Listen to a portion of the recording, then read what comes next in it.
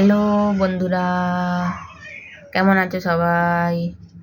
আজকের দিনটা শুরু করলাম ঠাকুরকে দেখিয়ে।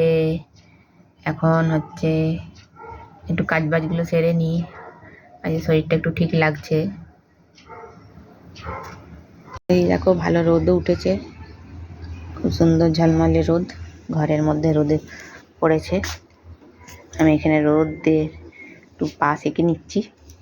এবার আমি যাচ্ছি একটু মেজো বৌদিকে দেখে। যে এসে গেছি মঞ্জু বৌদির কাছে। মেজো বৌদি এখানে মাছ ভাজছে।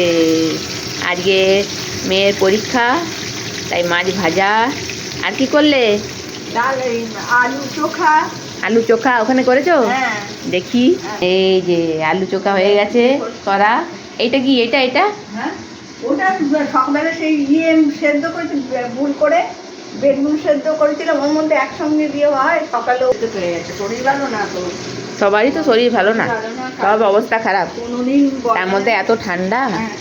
কোনোদিন দেখো, আমার ব্যথা করছে। এই যে এখানে মাছ ভাজা হচ্ছে, পোনা মাছ। এখানে আরও আছে, হবে তো।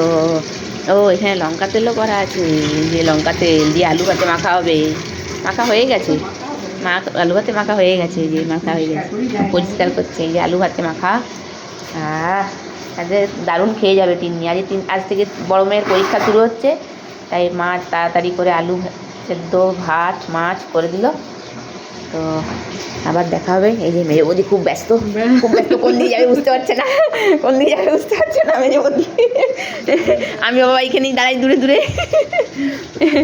আবার দেখা হবে। চলুন এখনকার মতন টাটা। এখনকার মতন আবার টাটা টাটা করে দাও। টাটা।